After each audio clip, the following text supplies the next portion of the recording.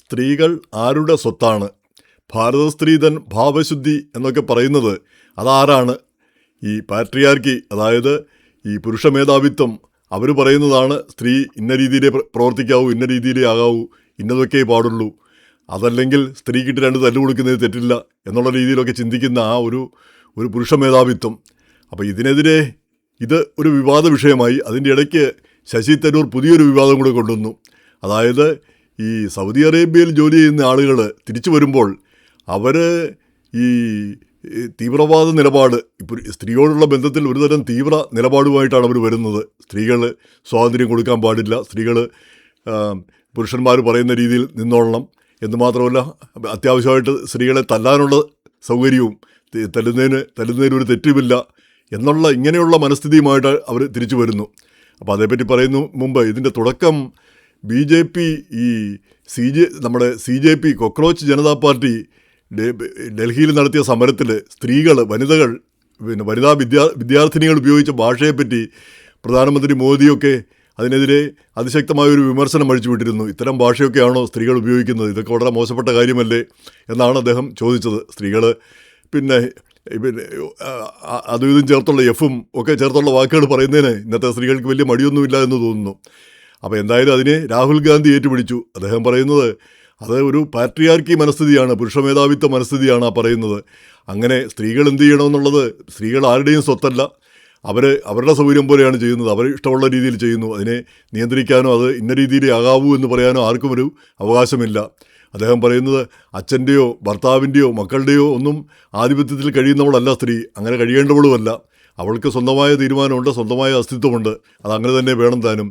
മനുസ്മൃതിയിൽ ഈ പിന്നെ ചെറുപ്പകാലത്ത് അച്ഛൻ്റെയും യൗവനകാലത്ത് ഭർത്താവിൻ്റെയും പിന്നെ വാർദ്ധക്യത്തിൽ പുത്രൻ്റെയും കീഴിലായിരിക്കണം സ്ത്രീ. അങ്ങനെ സ്ത്രീക്ക് സ്ത്രീ സ്വാതന്ത്ര്യം അർഹതി, ഒരു സ്ത്രീക്കും സ്വാതന്ത്ര്യം പാടില്ല എന്നുള്ള ആ ചിന്തയും അതിശക്തമായിട്ട് രാഹുൽ വിമർശിച്ചു. അതെല്ലാം പുരുഷ മേധാവിത്വവും തികഞ്ഞ നിന്ദ്യമായ കാര്യമാണെന്നാണ് അദ്ദേഹം പറഞ്ഞത്. എന്തായാലും അതിനെതിരെ BJP രംഗത്ത് വന്നിട്ടുണ്ട്. BJP പറയുന്ന ഒരു കാര്യം, ഈ കോൺഗ്രസ് ഈ രാഹുലിൻ്റെ പ്രസ്താവന മനുഷ്യത്വ വിരുദ്ധമാണെന്നാണ്, മിസോജനി, അത് എങ്ങനെയാണെന്ന് എനിക്ക് മനസ്സിലാവുന്നില്ല. അതിന് ചില ഉദാഹരണം BJP പറഞ്ഞിട്ടുണ്ട്. അത് ഈ പാർലമെൻറ്റിൽ സ്ത്രീകൾക്ക് 1/3 സീറ്റ് സംവരണം, അത് കോൺഗ്രസ് എതിർത്തു. അതുപോലെ തന്നെ പ്രസിഡൻ്റായിട്ട് ദ്രൗപദി മുർമു, അവർ ഒരു ദളിത് വിഭാഗക്കാരിയാണ്, അവർ വരുന്നത് എതിർത്തു. അതുപോലെ തന്നെ ട്രിപ്പിൾ തലാഖ് അത് നിർത്തലാക്കുന്നതിന് അതിനെ എതിർത്തു. അപ്പോൾ ഇങ്ങനെയുള്ള കാര്യങ്ങളിലെല്ലാം സ്ത്രീകൾക്കെതിരായിട്ടാണ് കോൺഗ്രസ് പ്രവർത്തിച്ചത്, രാഹുൽ ഗാന്ധിയും കോൺഗ്രസും ഒക്കെ പ്രവർത്തിച്ചത്. അപ്പം ഇങ്ങനെ പറയുന്നതിൽ ഒരർത്ഥവുമില്ല എന്നാണ് അവർ പറഞ്ഞത്. അപ്പം ഷെഹ്സാദ് പൂനാവാല എന്നൊരു കക്ഷിയും ഇതിനെ ഏറ്റുപിടിച്ചിട്ടുണ്ട്. ആ കക്ഷി പണ്ട് കോൺഗ്രസ്സിലായിരുന്നു, പിന്നെ BJPയിൽ പോയി, ഇപ്പം ഈയിടയ്ക്ക് BJP വിട്ടു. അപ്പോൾ അങ്ങേരും ഇത് കോൺഗ്രസ് എന്തോ ഭയങ്കര മോശപ്പെട്ട കാര്യമാണ് പറഞ്ഞെന്ന രീതിയിൽ പറഞ്ഞിരിക്കുന്നു. അതെങ്ങനെയാണെന്ന് മനസ്സിലാവുന്നില്ല. എന്തായാലും സ്ത്രീക്ക് സ്ത്രീ സ്വാതന്ത്ര്യം അർഹതി എന്നുള്ള ആ ചിന്താഗതി അത് പിന്നെ 4 മടക്കി പോക്കറ്റിൽ വെച്ചാൽ മതി എന്നാണ് നമ്മളൊക്കെ വിചാരിക്കുന്നത്. പ്രധാനമായിട്ട് ഇപ്പം ഈ പെൺമക്കൾ മാത്രമുള്ള അച്ഛനും അമ്മയും, അപ്പോൾ അവരുടെ മക്കൾക്ക് സ്വാതന്ത്ര്യം വേണ്ട, അവർ ആരുടെയെങ്കിലും അടിമയായി കിടന്നോളണം എന്ന് ആരെങ്കിലും കരുതുന്നുണ്ടോ? എന്നല്ല, നമ്മൾ തുല്യാവകാശവും തുല്യ രീതിയിൽ പോകാനുള്ള എല്ലാ അവകാശവും പെൺമക്കൾക്കും എന്ന് തന്നെ കരുതുന്നവരാണ് നമ്മളൊക്കെ. അമേരിക്കയിൽ പ്രത്യേകിച്ചും, ഇവിടെ ആണിനും പെണ്ണിനും പ്രത്യേകതയൊന്നുമില്ല.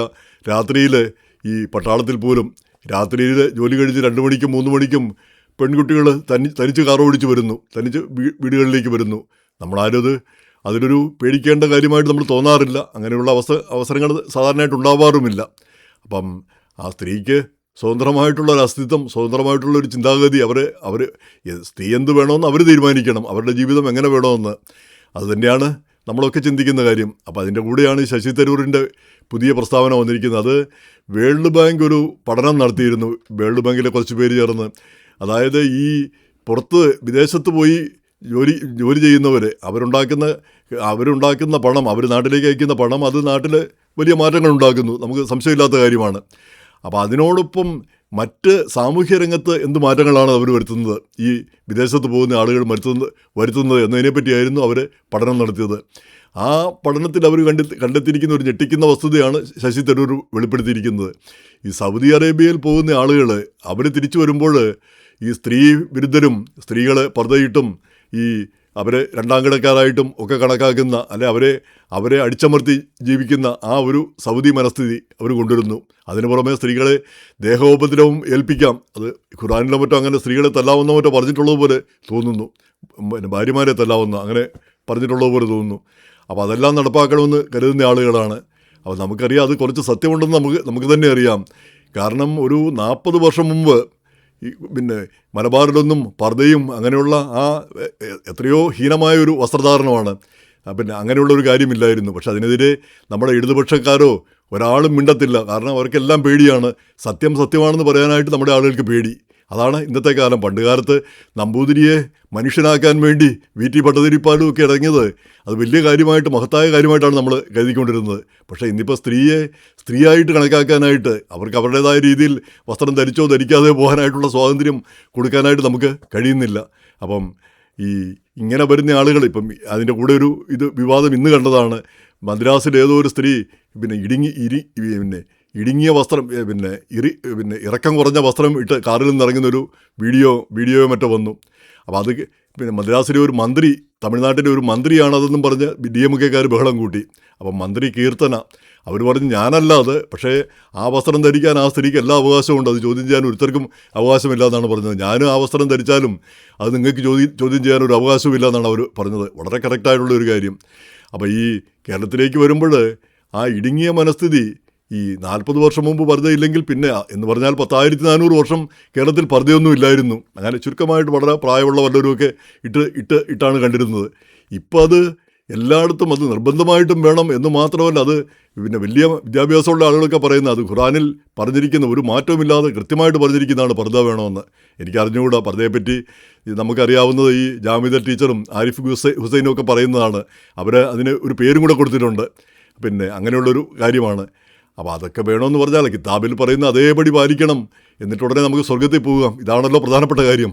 ഈ സ്വർഗമുണ്ടെന്നോ ഇതൊക്കെ ഉണ്ടെന്ന് പോലും നമുക്ക് ആർക്കും അറിയാവുന്ന ഒരു കാര്യമല്ല. എങ്ങനെയായാലും സ്ത്രീ സ്വാതന്ത്ര്യം അടിച്ചമർത്താനുള്ള ഒരു പരിപാടി. അപ്പോൾ അത് ശരിയല്ല. ഇത്രയും 1400 വർഷം ഇല്ലാതിരുന്ന ഒരു കാര്യം ഇന്ന് ശരിയാകുന്നത് എങ്ങനെയാണ്? അപ്പോൾ ഇത്രയും കാലം ഉണ്ടായിരുന്ന മുസ്ലിങ്ങളൊന്നും അവർ ശരിക്കുള്ള മുസ്ലിങ്ങളല്ലായിരുന്നു. അവരൊന്നും സ്വർഗത്തിലൊന്നും പോയിട്ടില്ലേ? എന്ന് മാത്രമല്ല നമുക്കറിയാം മറ്റ് സമുദായങ്ങളിലെ സ്ത്രീകൾ ഈ ഇറുകിയ വസ്ത്രമൊക്കെ ധരിച്ച് നടക്കുന്നുണ്ട്. അങ്ങനെ ഒരു സ്ഥലത്ത് കുറച്ച് സ്ത്രീകൾ മാത്രം പർദ്ദയിട്ട് നടന്നുകൊണ്ട് എന്ത് കാര്യം ഇരിക്കുന്നത്? എന്താണ് അതിൻ്റെ പ്രാധാന്യമെന്ന് മനസ്സിലാവുന്നില്ല. അപ്പോൾ എങ്ങനെയായാലും ആ പർദ്ദാ സമ്പ്രദായത്തെ നഖശിഖാന്തം എതിർക്കണം. ഈ ഇടതുപക്ഷ എന്ന് പറയുന്ന പുരോഗമനവാദികൾ തെറ്റെന്ന് പറയാനായിട്ടുള്ള ആ ഒരു ധൈര്യം കാണിക്കണം. അത് അവർ കാണിക്കുന്നില്ല. വോട്ട് ബാങ്കും ഒക്കെ പേടിച്ചിട്ട് അവർ മിണ്ടാതിരിക്കുന്നു. അപ്പം ഇങ്ങനെ ആരെങ്കിലുമൊക്കെ പറഞ്ഞാണ് ഓരോ സമുദായങ്ങളും മെച്ചപ്പെട്ടത്. നമ്പൂതിരിമാരെ മനുഷ്യരാക്കാനായിട്ട് VT ഭട്ടതിരിപ്പാർ ഇറങ്ങി. ഇനി ക്രിസ്ത്യാനികൾക്കിടയിലെ കന്യാസ്ത്രീ മഠ വ്രണം എന്നാണ് നമ്മുടെ വിക്ടർ ഹ്യൂഗോ അദ്ദേഹത്തിൻ്റെ ആ പാവങ്ങൾ എന്ന നോവലിൽ വിശേഷിപ്പിച്ചത്. അപ്പോൾ അതിനെതിരെയൊക്കെ പൊൻകുന്നം വർഗീയപ്പോലുള്ളവരൊക്കെ എത്രയോ ശക്തമായിട്ട് എഴുതുകയാണ് ചെയ്തത്. അങ്ങനെയാണ് കേരളത്തിലെ സമുദായമൊക്കെ പുരോഗതി പ്രാപിച്ചത്. നേരെ മറിച്ച് അതേസമയം തന്നെ മുസ്ലിം സമുദായം പിന്നോക്കം പോകുന്നു. പിന്നോക്കത്തെ അത് വലിയ കാര്യപ്പെട്ട കാര്യമായിട്ട് മാറിക്കൊണ്ടിരിക്കുന്നു. അപ്പോൾ അതിനെ ചോദ്യം ചെയ്യാൻ ആരുമില്ല എന്നുള്ളതാണ് വസ്തുത. അതുപോലെ സത്യമായിട്ടുള്ളൊരു കാര്യമാണ്. അപ്പം ശശി തരൂർ ഇത് ചൂണ്ടിക്കാണിച്ച് അത് കാണിച്ചു. അദ്ദേഹത്തിനെതിരെ ആക്രമണങ്ങളൊക്കെ ഉണ്ടാകുമെന്ന് നമുക്കറിയാം. പക്ഷേ എന്നാലും അത് ഈ വേൾഡ് ബാങ്ക് പറഞ്ഞതൊക്കെ വളരെ കറക്റ്റായ കാര്യമാണ്. സാമ്പത്തിക നിലയിൽ മലബാറിലെ സാമ്പത്തിക രംഗത്ത് വലിയ മാറ്റങ്ങൾ വന്നു ഈ ഗൾഫ് ബന്ധം കൊണ്ട്. പക്ഷേ സാമൂഹ്യ രംഗത്ത് ആ മാറ്റം, ആ പുരോഗതി ഉണ്ടാവുന്നില്ല. അങ്ങനെ ഒരു മാറ്റം ഉണ്ടാവേണ്ടതുണ്ട്. നേരെ മറിച്ച് ഈ ദുബായിലൊക്കെ പോയി വരുന്നവർ ഇത്ര ഇടുങ്ങിയ ചിന്താഗതി ഇല്ല എന്നാണ് പറയുന്നത്. അവർ കുറച്ചുകൂടെ ലിബറലായിട്ട് ചിന്തിക്കുന്നവരാണെന്നാണ് ആ റിപ്പോർട്ടിൽ പറയുന്നത്. അതുപോലെ തന്നെ കേരളത്തിൽ വിദേശത്തൊന്നും പോകാത്ത ആളുകൾ ഇങ്ങനെ ചിന്തിക്കുന്നില്ല. അവർ ലിബറലായിട്ട് തന്നെ ആ പഴയ കേരളത്തിൻ്റെ ആ രീതിയിൽ തന്നെ ചിന്തിക്കുന്നു. അപ്പോൾ നമുക്ക് ആ പഴയ കേരളം മതി. നമുക്ക് സൗദിഫിക്കേഷനൊന്നും വേണ്ട. സൗദിയിൽ ചെയ്യുന്നതൊക്കെ അവരവിടെ ചെയ്തോട്ടെ. നമ്മുടെ കേരളത്തിൽ നമ്മൾ നമ്മുടേതായ രീതിയിൽ നമ്മളെങ്ങനെ ജീവിച്ചു പോകുന്നോ അങ്ങനെയൊക്കെ തന്നെ ജീവിക്കുന്നതാണ് നല്ലത്. ഇങ്ങനെയുള്ള ഇല്ലാത്ത കാര്യങ്ങളൊക്കെ കൊണ്ടുവന്ന് നമ്മുടെ സമൂഹത്തെ മാറ്റാനായിട്ട് ഏതായാലും ശ്രമിക്കേണ്ടതില്ല. അത് തെറ്റെന്ന് പറയാനുള്ള ആർജവം നമ്മുടെ ബുദ്ധിജീവികൾക്കും ഇടതുപക്ഷക്കാർക്കും ഒക്കെ ഉണ്ടാവട്ടെ.